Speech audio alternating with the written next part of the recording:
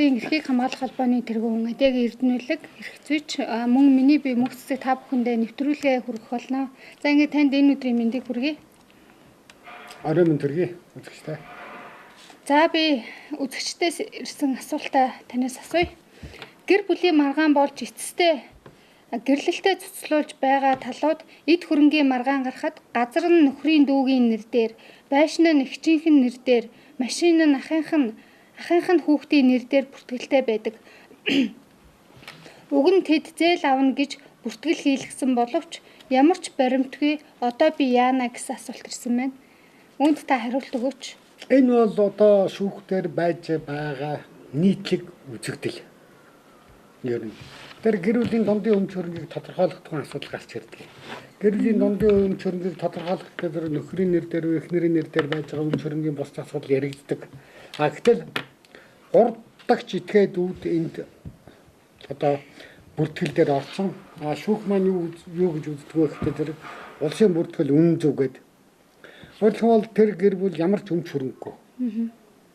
Тэгэхээр өмч хөрөнгөгүй учраас дундаа авах ямар ч хөрөнгөгүй гэд ингээд шүүх шийддэг. Тэгтэл энд асуудал бий. Энд хамгийн хүнд юм нь юу гэдэг юм бол нөгөө хөрөнгө маань дундын хөрөнгө гэдгийг нотлох шаардлага үүсдэг. Өөрөлдвөл тэр байраа худалдаж авчаасан баримт ер нь бол одоо яг энэгээр юу хэлэх гэж байгааг бол хизээч ямар ч тохиолдолд юу ч худалдаж авсан гэсэн бэлэн мөнгөөр хизээч юу ч гэдгийг худалдаж аваарай. Худалдаж авбал материатор ордог юм яадгийг бэлэн мөнгө авч өгөлцдөг ийм одоо гар хөлийн үсгтэй юм хэрэгтэй байх. Ер нь бол иймэрхүү тохиолдолд жишээлх юм бол тэр машина одоо мөнгөний шилжүүлээд авсан болж байгаа бол бас л нэг өөр. Байраа шилжүүлээд авсан ч юм уу. Ер нь бол мөнгөний баримт байхгүй тохиолдолд энэ тохиолдолд нөгөө ихнэр охироод үлддэг. Ийм жишээ олон бий. Одоо нэг Баянгол дээрээс нэг хэргийг би сайн санаж. Тэр нь бол юу гэвэл одоо нөхрийнх нь ихчгээд нэг ерөнхий зохицуулагч байдаг. Тэр ерөнхий зохицуулагч нь юу гэхээр тэр бүх хамаатан одоо ах дүү нэрийнхээ бүх хөрөнгийг өөрийнх нь нэрээр бүртгүүлсэн. Тэгэл юу гэхээр тэр нөгөөдөл нь худалдаж авдаг юм байна. Хүн худалдаж авлаа ихч нэр дээр юу аа тэгээд гэр бүл цуцлаа бэр хөргөнийг ингээд няслаад гаргаждаг. Ийм юм Монголд одоо хэтэрхий их болж эхэлж байна. Олон юм бий. Энд дээр одоо саяны асуултанд байж байгаагаас гадна бол яг ийм марган одоо над дээр бол хэд л явж байна. Тэгээ энийг олохын тулд тэр мөнгө шилжүүлсэн баримт, санхүүгийн баримт бус юмнууд бол зайлшгүй шаардлагатай байж байна л да. Би нэг жишээ дурдъя. Яг энэтэй адилхан нэг юм жишээ байна. Нэг ихэд одоо юу гэдэг юм байна. Эмнэлэгт хор тавдартай хэвтчихэд юм байна. Хөрөнгө нь нөгөө нөхрийн нэр дээр бүртгэлтэй. Тэгээ нөхөр нь бол ах トゥ нэг 5 зургуулаад байдаг тавуулаач гэлүү дээ.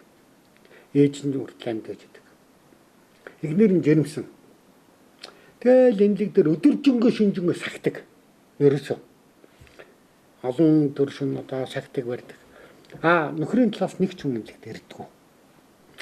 Тэгээд нөхрийн талаас нэг ч хүн ирэхгүй яг энэ тохиолдолд их сони юм болд юм байна. Эмнэлэг одоо эн чинь найдварг боллоо. Ах トゥ хамаатан садангийн дуудгаад дуудсан чинь хинч ирдэггүй. Бас. Америкт нэг их чинь байдаг нөхрийнх нь. Тэрэн дээр ирдэг юм байна. Монголд ирэнгүүт яасан гэж нөгөө дүү дээр очиагүй ургийн байрт явчихдаг юм байна.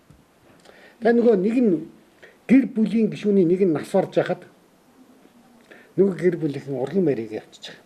Тэр баян хонгор гэсэн. Тэгээ дахиад эмнэлгээс хүмүүсийг дуудаад одоо энэ чинь одоо ирээч бараач нэргээ тэгэнгүүт нөгөө бас л нөгөө тэр дотороо бас бөөмөтэй юм байна л да. Өвөө наадах чинь зүгээр гэсэн аргалцсан гэсэн. Битгий муу ярлаад байгаа гэж. За тэгээ нөгөө дөр нь ургийн баяраа дуусгаад ургийн баяр дуусангууд аялал жугаал хийгээд хөвсгөл одоо өчнөн газар тэнж явчаад хурж ирж байгаа. Хурж ирчээд эмнэлэг дээр яваад очин чинь нөгөө эхнэр нь том гэжтэй эхнэр нөгөө нөхрөөс хаад байж байгаа. Тэгэнгүүт нийлж байгаа. Өө чи стаймер ядарсан нэс дор орсон юм чи одоо яваад усанд орчоод тэр. Нэг жоохон амраад усанд орчоод хүрээд тэр. Бид одоо хүрээд ирчих юм чинь одоо танаа нөхөр чинь харна гэж. Тэгээ манай хүн гээд усанд орох гээд явсан чинь энэ хоорондор шууд нөгөөтгийг чинь аваад юу явсан. Натуратор. Ийм чоргилж. Тэгсэн чинь Америкт дэмжлүүлнэ. Америкийн чимчилчдэг. Монгол чадахгүй гээд. Тэгээд нөгөө Америк дэмжлүүлэх нь зардал хэрэгтэй одоо ламбард нь тавихын тулд одоо натуратор орох тэгээд аваа явуулсан байна. Авчин гутаа нэг хаан ч очсон бэ мэдгүй. Нэг натуратор очоод нөгөө бэлгэлийн гэрээ хэлгүүлээд тэгтэл нөгөө хүмүүс өөрийн чадваргүй. Гараа өөрөө ингэж өргөж чадахгүй. Тэр хүн одоо ингэж юу атсан бэ штэ. Бэлгэлийн гэрээ хийгээд. За тэгээд нөгөөдөг чинь нөгөө натуратор бэлгэлийн гэрээ хийлгэнгүүтээ нөгөө тэрэн дээр нөгөө тэр өвчтөн хүний одоо ээж нэг чин одоо бүгдээрээ ирсэн байна. Тэнгүүтээ эмнэлэг дээр эрэнгүүтээ эмнэлэгт хайчаад бүгдээр хаяа яваад гэсэн байна. Нөгөө хар засар нэг юм байдаг. Тэнгүүт нь эмнэлгээс нөгөө ихнэр л нуцж байгаа. Нөгөө хүмүүс ч яваад өгсөө эзэнгүү очлоо та энэ чинь хүн чинь одоо ганцаараа байж нэг жилдэг. Тэгээд нөгөөд чинь хүрээд ирсэн нөгөөдөл тийм нэг явцсан байна. Ийм сони юм хүртэл байж байгаа. За тэгээд энэ дээр юу гэдэг тэгэхээр одоо тэгэл нэг оршуулга болдгийм байна янз бүрийн. Тэгэн чинь хүүгийн тал одоо нөгөө юу атсан байж байгаа. Бүгдээр ингээл нэг олон 5 6 одоо 10 20 30 40 хичнээн чамаат мэд. Нийлээд бүх хамаатангууд нийлээд 1 сая төгрөг оршуулганд танилцсан байна.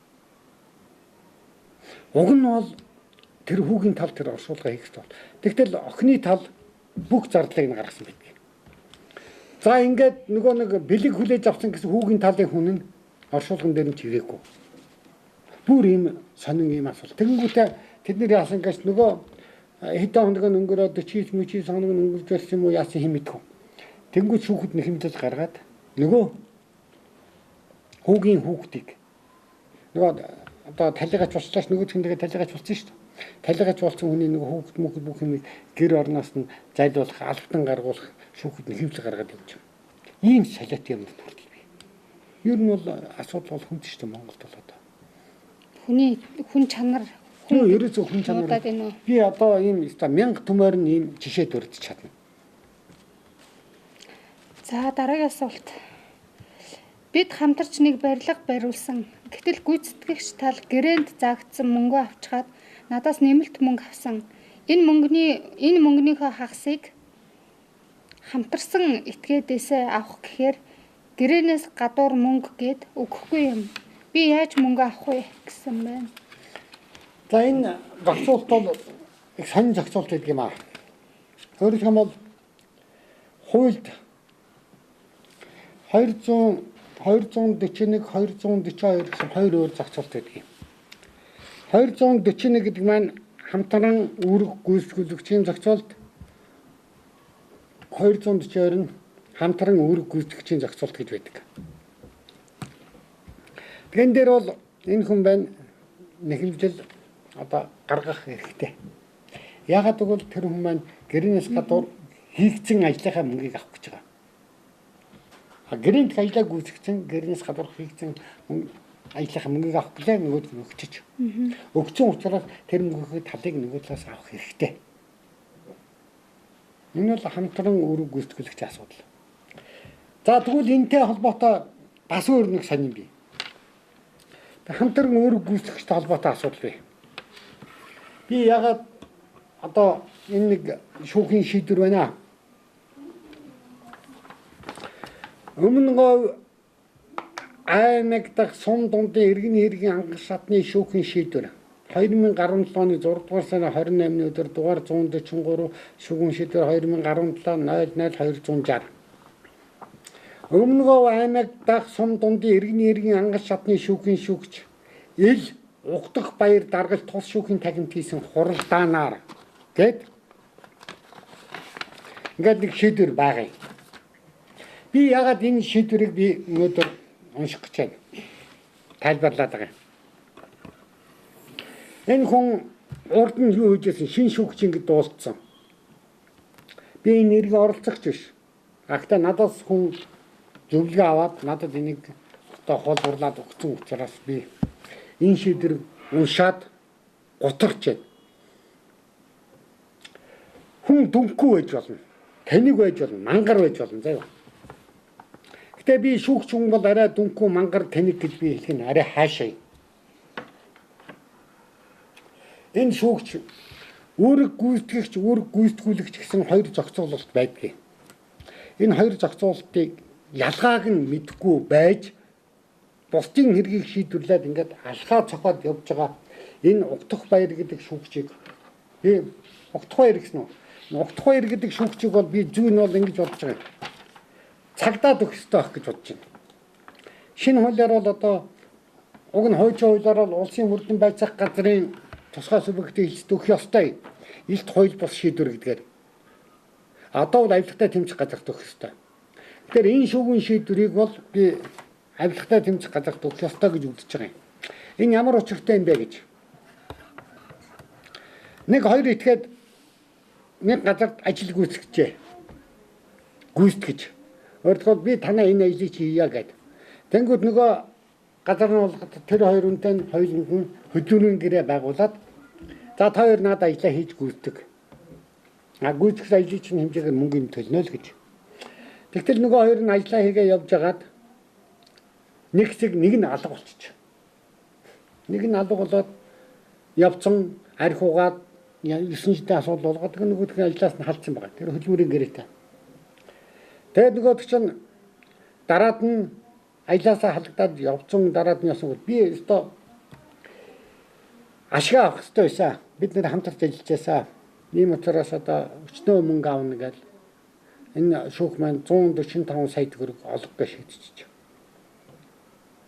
Энэ эрх зүйн зохицуултны үг бол хүн хийсэн хөдөлмөрийнхээ хэмжээгээр хөрөн одоо хөл мөнгө бусдын авах хэрэгтэй. Тэгээ шүүх юу гэж үтсэн бэхтэй тэр энэ хүн ажлаасаа халагдаад тийм үү? Ажлаа хаяад явсан хүн.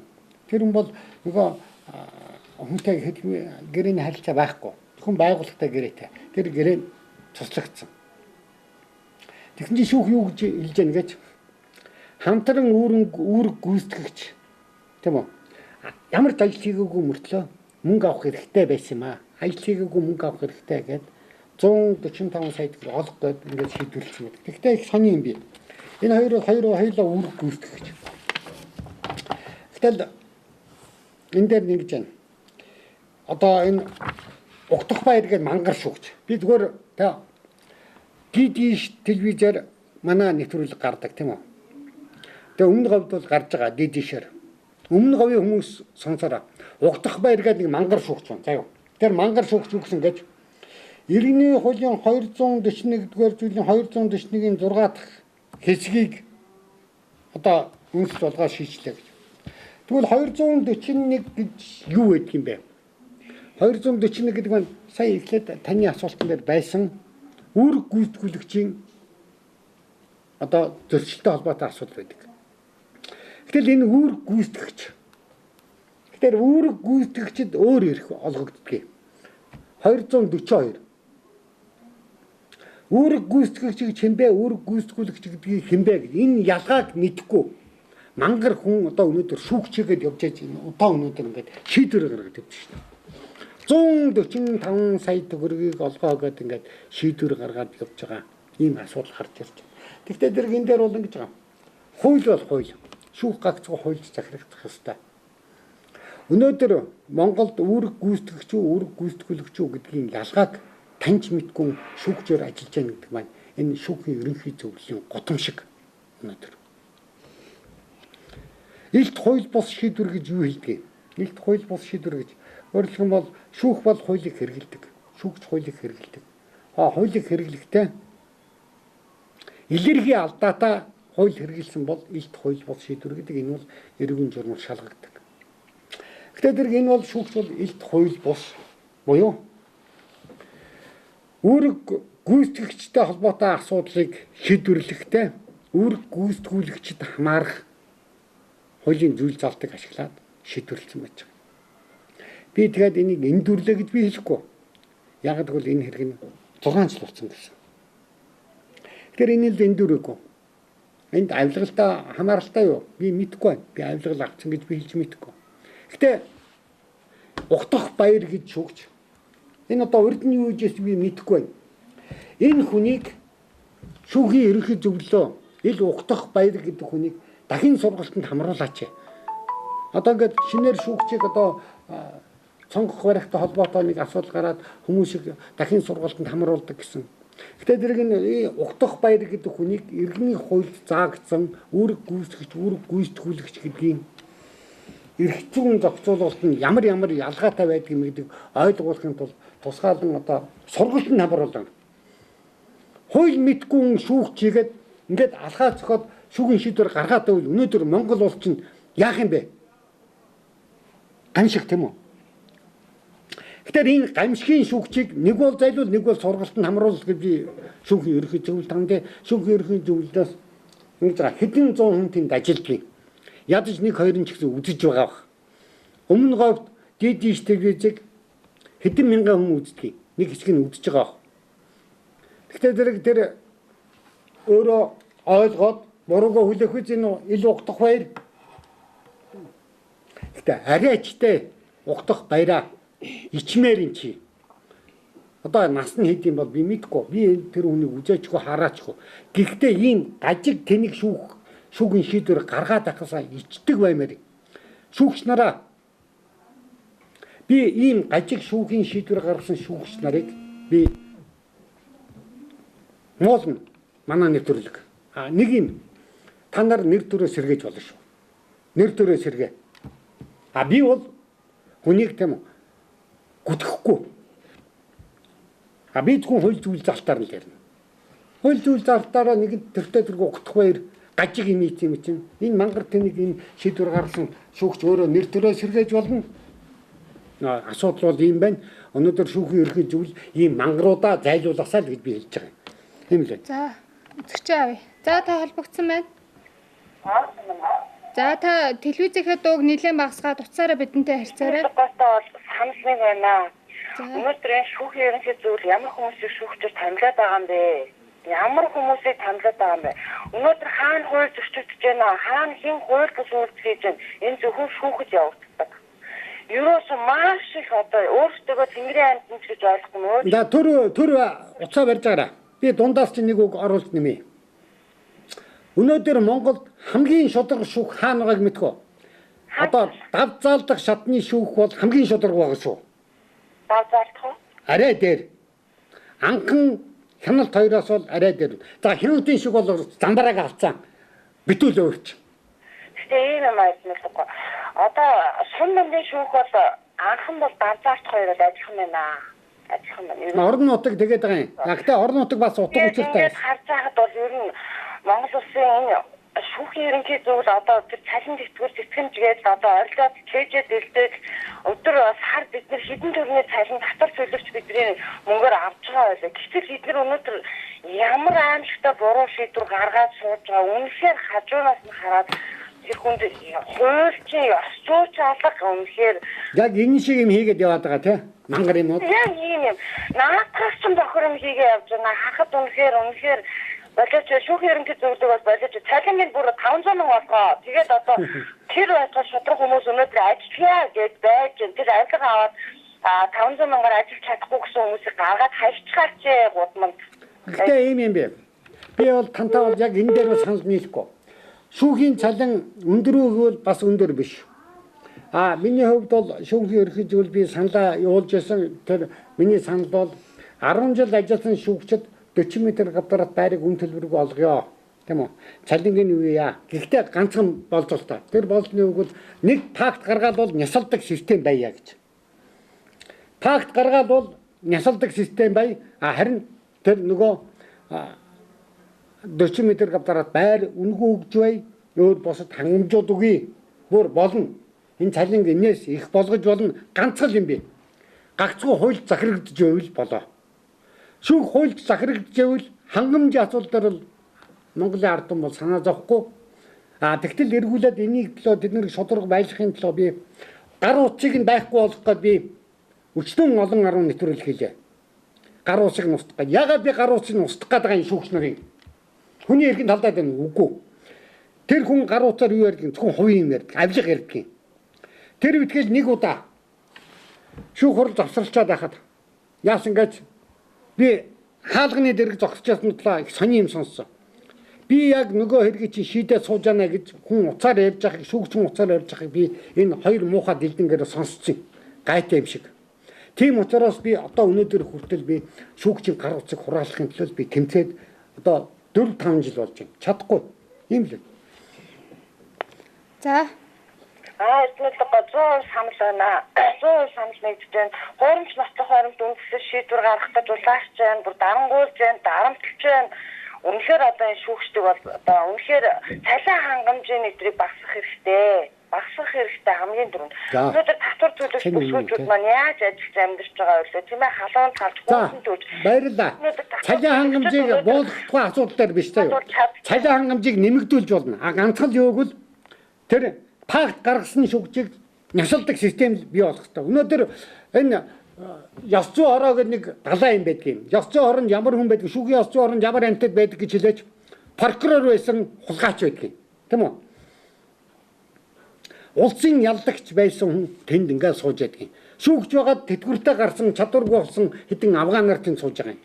За ярьшиг да тэднэрээр биш штэ. Шүүгчийг хамгаалдаг улсуудаар нь биш, харин хүнлэнгийн өөр субъектүүдээр одоо ёс зүйн хорог өдөрдвөл арай л дээр болох. Өнөөдөр ёс зүйн хороонд ямар болсон нэг шүүгчээ цахилгаан хэрэг үүсгэлээ нөгөөх нь давзаалдаа тэгээд байхгүй бол энэ дунд ягаад байхгүй болгодгийг энэ авилга л явдаг байх гэж би боддгийг. Тийм учраас энэ ёс зүйн хорог зохицуулахгүйгээр энэ шүүгч зөвлөлд байхгүй болчиход байгаа.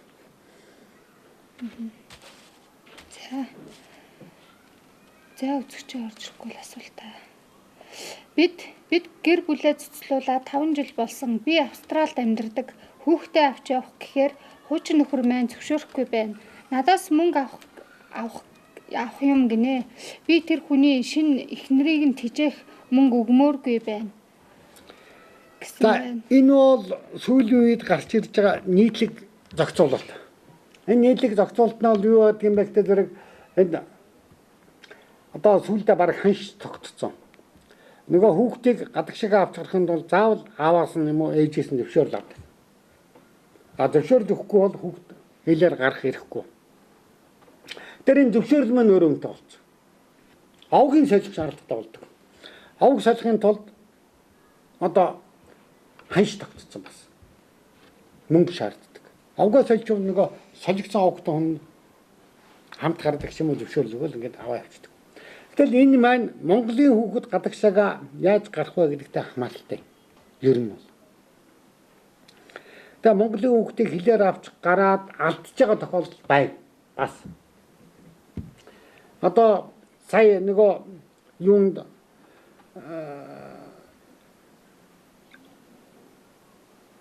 Австралид нэг хүүхэд алдлаа. За нөгөө юунд нөгөө хэнийг чинь ханлаа. Бас акад нэг хүүхдээ алдлаа. Ээж нар аавд нь хүүхдээ үзүүлэх гээд гарч яваад гений шинжилгээ тогтоогдсон нөгөө Монгол төрсэн хүүхдийг гадныхан шууд булаагаад авчихна. Тэгээд нөгөө ээж нь Монголд хурж ирээд уйлаад гадаад ямдаа хамт гадаад ям хайхардаггүй консулын газар Монголынхаа иргэний төлөө анхаардаггүй ийм асуудлууд бий ер нь. За манай ихчийн хүүхдийг айлын өхөр мөргөж унгачаад гэмтээчлээ. Энийг уснаа уцаач. За холбогдсон байна. Байна уу? За та телевизийнхээ дууг нэлээд багасгаарай. Байна. За сайн байна уу? За уучлаарай та телевизийнхээ дууг нэлээд багасгаад бидэнтэй яриарай. За энэ үзэгч маань дахиад холбогдно үлгүй. За манай ихчийн хүүхдийг айлын өхөр мөргөж унгаачаад гэмтээчлээ. Үхрийн эзэн яах гэж үхрийн ойр явсан юм хогчно гэлээ. Энд хууль байхгүй юу гэсэн мэн. Байлгүй яах юм байгаа штэ. Хүмүүс нэг юм мэдэн заяа. Айлын нохоо урчлаа. Айлын нохоо урчингууд шууд цагдаа танддаг. Тэгээд цагдаа яад гэмэгтэй дэрэг бас л нөгөө дараад нь цагдаа дээр нөгөө асуудал нь яваал нөгөө юуны галзуугийн одоо тариа мариач гэдэг үйлчлээ хийж барайл тэгэл эргэлэл нөгөө хүн дээр чинь гэмтэл нэгэд хам баггүй эрэг үүсгэл тэр нохооны эзэнд хариулах тооцдог. Яг гэмтэй адилхан шүү. Хүний нохоо айлын нохоо хүн урчих юм бол нохооны эзэн хариуцлах хүлээдэг. Яг гэмтэй адилхан үхрийн эзэн хариуцлах хүлээдэг. Тэр үхрийн эзэн ингэдэг. Бид мандаа дагаж явдаггүй маа. Тэ? Энэ би бэлчээрлээд явж байгаа. Хин тэрэнд нь ойртох шиг.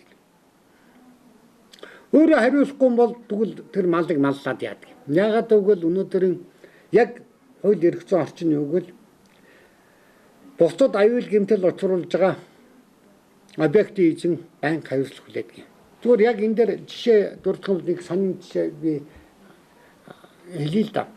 Машин байна. Машин одоо бусдад хохирол учруулахад хэн хариуцлах хүлээдэг гэж бодож байна. Машин барьж исэн хүн биш. Машины эзэн хохирол хүлээдэг. Хохирлыг хариуцдаг. Яагаад машины эзэн хохирлыг хариуцдаг? Машин ч өөрөө зэвсэг. Өөрөлдөх юм бол энийгч даараа даална гэмтэл бэртэл учруулна. Тэр машины эзэн тэр машиныхаа зурулсан хохирлыг машины эзэн хариуцдаг. Тэгээ бус түүнээсээ машины эзэн өөрөө юу гэдэг. Тэрнтэй адилхан үхэр чинь өөрөө зэвсэг биш шүү дээ. Бас нохоо зэвсэг үү? Зэвсэг. Үхэр зэвсэг үү? Зэвсэг. Адилхан. Ямаач адилхан. Яагаад гэвэл энэ ямаа галуу ч бас амир шүү дээ. Энэ бусдад хохирол учруулах нь тэр эцэд нь өөртөө хохирол учруулах гэдэг. Гэхдээ энд нэг юм бий. Тэр эзэд нь өөрийгөө гин буруугүй байсан гэдгийг нотлох хэрэгтэй. Нөгөө хохирсон олсоод. Ингээл нэгэнтэй гин буруугүй явж байхад нь очиод мөрөгцөн ийм асуудал гарах юм бол мэдээс л үхрийн эзэн хариуцлах хүлээн гин буруугүй годамжаар явж байхад нохоо ороод урдчих юм бол нохооны эзэн хариуцлах хүлээн ийм юм бий.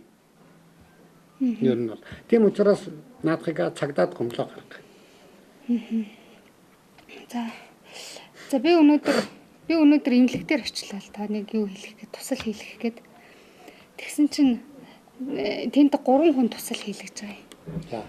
Гэтэл ингээд сувилагч тэгж байгаа байхгүй юу. Тэгсэн чинь хүмүүсийн туслыг айгүй хурдан явуулж байна. Ингээ хурдан гүйлгээд. Тэгснээр надад тусал залгаснаа. Айгүй хурдан гүйлэх гэхээр нь би тэгсэн байхгүй юу.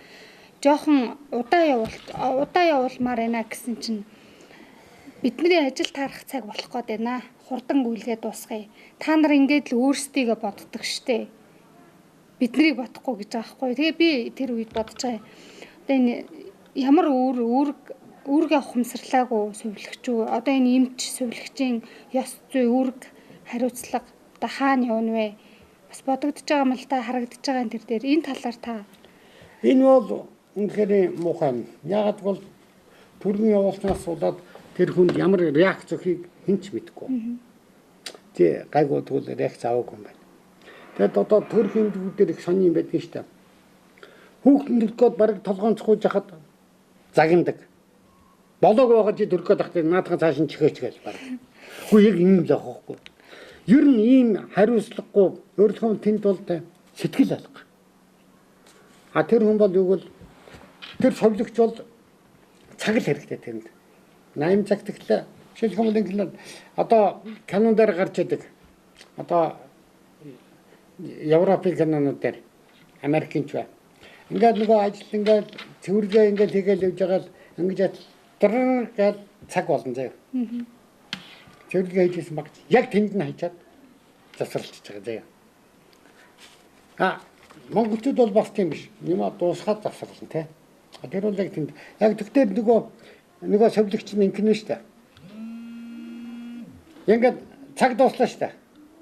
Цаг дуусангууд чиний додоо хийж штэ. Додоо ангууд нь бүгдээр ингээд тал хийгээл явах нь штэ цаг бол. Тэр энэ гоо яг л тийм юм хэлээд штэ. Өөрөлдвөл ингэж байгаа. Чинийхийг одоо юу нэг цаг хийхдээ бол 30 минут, 10 минут, 20 минут нэгээл дуусгах нь штэ. Тэгээд дараа нь чамд ямар реакц өгөх юм. Энэ хариуцлагыг тэр совлогч хүлээх юм уу? Тэгвэл тэд нэр өөртөө энэ хариуцлага хүлээх чадвартай байх хэрэгтэй. Хариуцлага хүлээн гэсэн 19-ийн зурулаад авчих хэрэгтэй юм байна л да. Дараагүй. Тэгтээ хин ч өгөхгүй шүү дээ. Гэхдээ нөгөө бичлэгээл хийх хэрэгтэй байна шүү дээ. Гадуур цаа. Тийм л юм байна. Энэ бол буруутай. Үндсэн хуулийн өөрчлөлтийн талаар би танаас дахиад л асуумаар байна л да. Тэгээ ингээл энэ тэнд нам энэ тэнд л хурал цуглаа хийгээл их баг хурлууд хийгээл яригдчихлээ. Энэ талаар та. За би энэ хүнээ үзэгч авчи. За та холбогдсон байна. Наад хүнээс огтой юм биш үү? Уушлаарай. Та андуурсан юм шиг байна. Хүн намайг юу гэж хараад юу гэж хэлэх надад төрөөс хамаагүй. Хамгийн гол асуудал юм гэж. За саяны үндсэн хуулийн асуудал руу гарах. Үндсэн хууль гэдэг маань манай эцэг хууль. Эцэг хууль бол яг нарийн дээрээ хэн нэгэн дуртай өөрчлөлт байх хэрэгтэй юм биш. Өнөөдрийн хувьд бол бүр та ялангуяа өөрчилж болохгүй. Яагаад гэвэл нэг намын олон 65 болсон. Тэгэхээр энэ 65 маань гинт үндсэн хууль өөрчлөлгөөд ингээд зүтгээд эхэллээ. Тэгэхээр эндээс юу харагдаж байна? Юу үнэрч байна? Хууль өөрчлөлгөөд одоо ингээд нэг юм илтэр телевизээр нэг юм яваад л нэг 7-8 юм жагсаацсан гэж. Тэр 7-8 юм жагсаасан 7-8-ын заалт өөрчлөх гэдэг юм үгүй. Одоо 40-50-аар нэм өөрчлөх гэдэг. Энэ дотор юу явж байгаа? Тэр өөрчлөхөд байгаа юм дотор юу явж байгаа юм бэ гэж. Яг тэр хуулийн зүйл заалтыг яг энэ заалтыг ингэн гэсэн юмараа биш. Ерөнхийдөө ингэн гэж яриад ард нь юу өөрчлөх гэж нэг бол нэгэн үндсэн хууль өөрчлөх эрхийг их хурд олгочход өнөөдөр яг тэр 76-гийн хийх гэж байгаа нэг хэд хэдхэн заалтыг би хэлээд өгье. Тэд нэр юу хийх гэж нэг бол Монгол төрсэн гадаад иргэн Монголын иргэн байна. Нэг тийм өөрчлөлт гэж байна. Нөгөө энэ өөрчлөлтийг чинь дунд нь хавчуулаад их гэж байна. Тэд нэр хэзээ хийгээг бол нөгөө үрээр л хийн штэ. За дараагийн дугаарт нь ямар хийх гэж байна вэ зэрэг Монгол улсын иргэний өмчлөгдсөн газрыг гадаад иргэн худалдан авч өмчилж болно. Ойлгож байна. Монголд 5-аас дээш жил амьдарсан гадаад иргэн Монгол улсын иргэн болохоор одоо зохицуулт. Иймэрхүү зохицуултыг хийх гэдэг шүү дээ. Тэгэхээр энэ зохицуулт нь юу гэхээр Монгол улсын нөгөө тусгаар тогтнол чинь байхгүй болох гэж.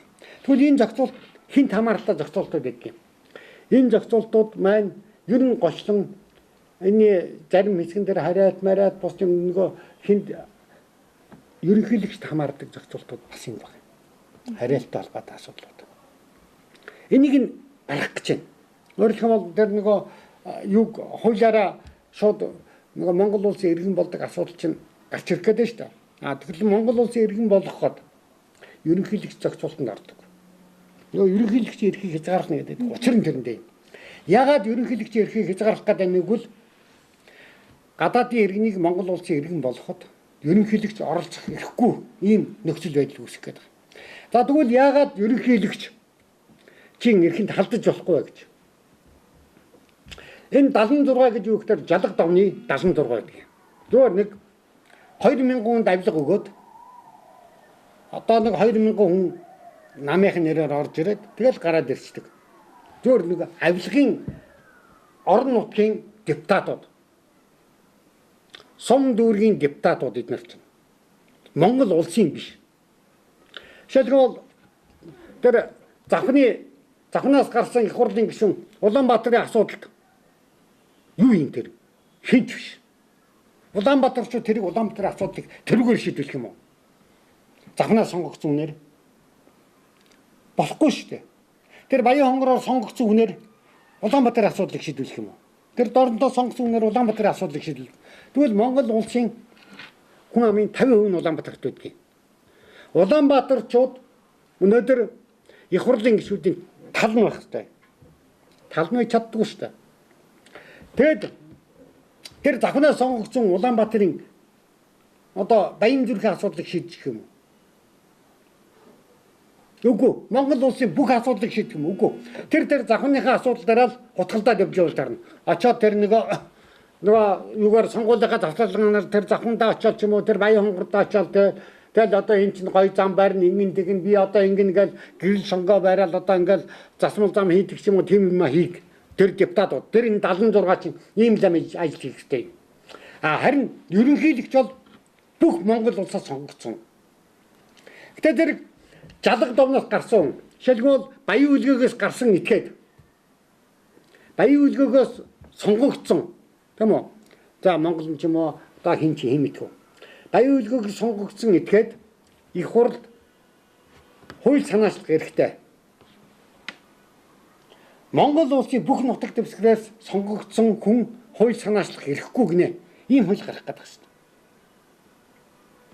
Тэр баян үлгээгийн депутат хууль санаачлах эрхийг эдлээд байхад ягаад бүх ард түмнээс сонгогдсон хууль санаачлах эрхгүй болох гэдэг эдгээр. Ийм учраас энэ удаа огт болохгүй. Тэгэхээр энэ хууль санаачлах одоо хууль санаачлах биш нөгөө үндсэн хуулийн өөрчлөлийн тухай асуудлыг ямар юм хийж байна? Төрийн аппаратууд хийж байна. Намаараа гэдэг нь нөхдөр намын даалгавар очдог тэнд. Тэнгүүд нөгөө намын идэвхтнүүд нөгөө сонгуульд авилгал тараадаг хулгайчингууд байгаа шүү дээ. Тэднэр навчаад нэг зааланд сууж илээ. Би телевизээр харсан тэр авилга тараадаг хулгайчингууд зааланд сууж байхыг. Тэгээ нөгөөдүүл нь цаашаа ингээд сандаа өгөөд ингээд тараагаад тэднэр санал өгөх юм.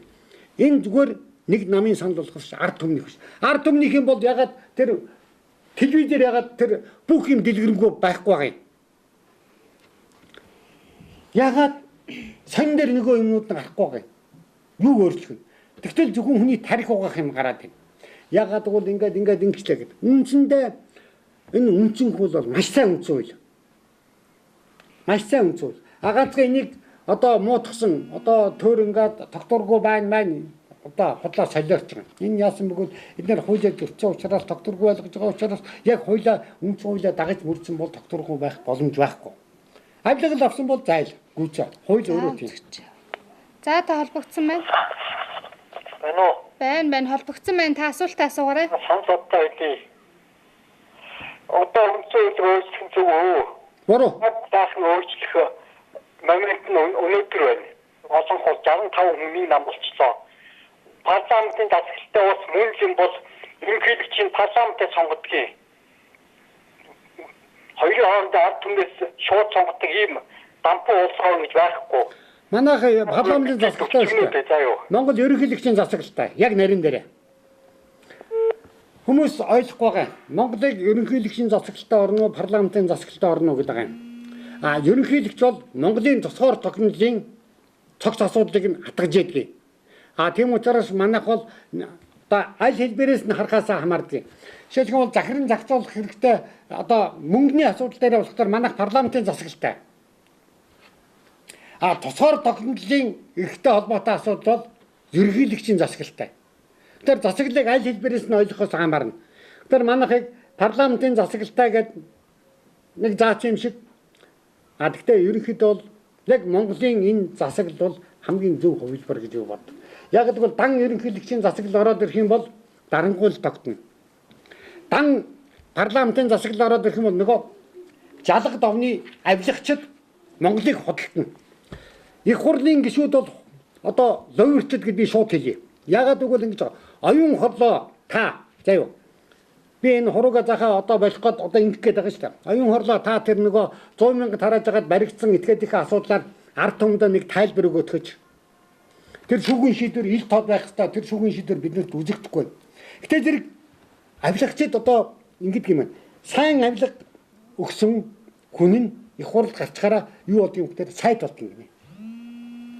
Ерөнхийдөө би ийм жишээ харж байна. Тэгэхээр энэ авилгачдын жалга довны авилгачдыг одоо тэр их хурл байгаа тэр жалга довны авилгачдыг үндсэн хуульд хөрвүүлж болохгүй.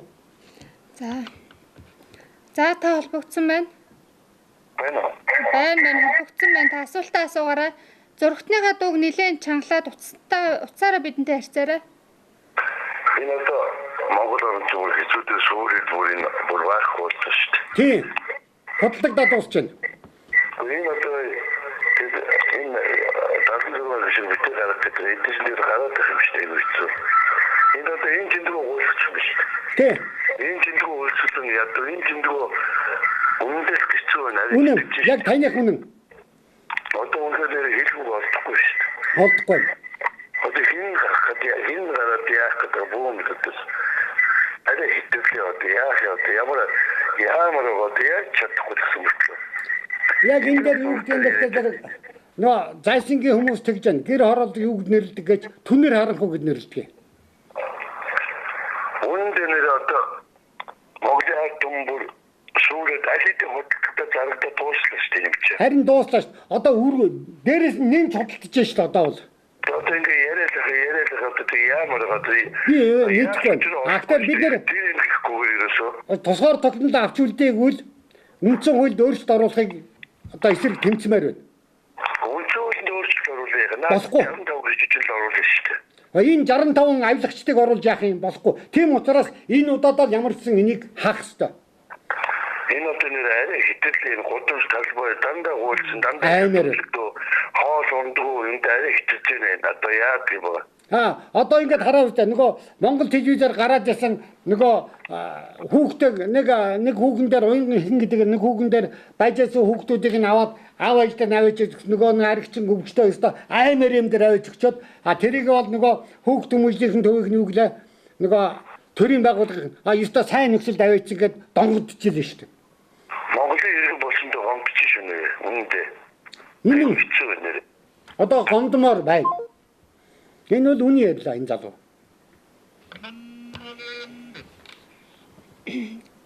За та холбогдсон байна.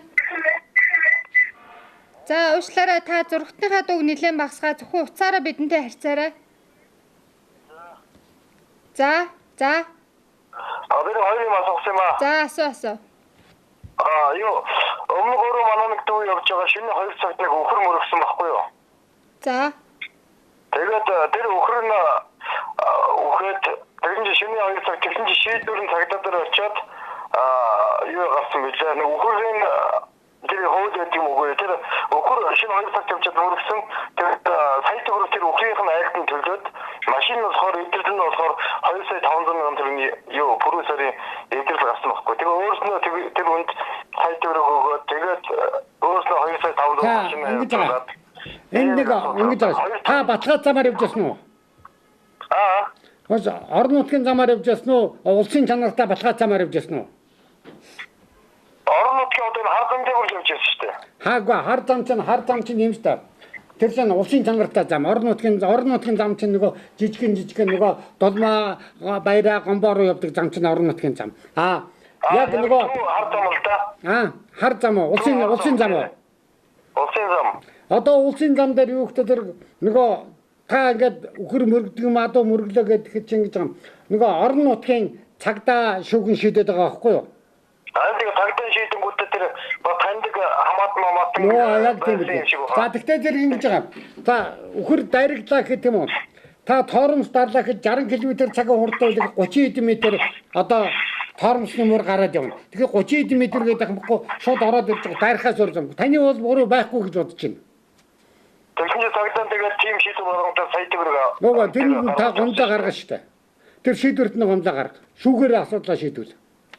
Тийм үү. Тийм. Тэгээ хоёр дахь асуудал нь би нэг хүнийг нэг 7-8 сая төгрөг авах хэрэгтэй. Тэгээд шүүгт гэсэн чинь нэг хаяг тодорхой биш гэд босцсон. Тэгээд Эрен сурвалжлалт. Эрен сурвалжлалт өгсөн байгаа. Тэр нь хугацаатай байдаг юм уу яадаг юм бол. Эрен сурвалжлах шийдвэр гараад тэрийг цагдаагийн байгууллага шийднэ. Одоо ингэж байгаа л да. За Тэмүүжин зөв чим исэн би буруу чим исэн би одоо тэр нэг хуульчин эрхцэн байдлын тухай хууль мол одоо 9 шидэмгээ Тэмүүжингийн исэн балаа солиотой нэг хэдий юм би. Гэхдээ Тэмүүжингийн зөв хийсэн юм байдгийн. Тэр нь тахрын тухай хууль байсан юм. Гэтэ тэрийг хүнийг эрийн сурвалжлах бусдаа асуудлаар тахар бол үнэхээр олдог байсан. Олдог болсон. Тэгтэл одоо тахрыг байхгүй болгоод буцаага цагдаа дээр эрийн сурвалжлагыг оруулсан одоо цагдаа нар юу ч хийхээ байсан ирж хайхаач байсан. Энэ бол одоо шинэ засгийн газрын буруутай үйлдэл шүү. За ингээд нэвтрүүлгийн цаг маань дуусчих шиг байна. За ингээд манай нэвтрүүлэг 7 хоног бүрийн 1 дахь 2 дахь өдөр орой 20 цагаас шууд хүрдэг байгаа. Ингээд нэвтрүүлгийн цаг маань дуусж байна. Дараагийн нэвтрүүлэг хүртэл баяртай. Маргааш уулзлаа.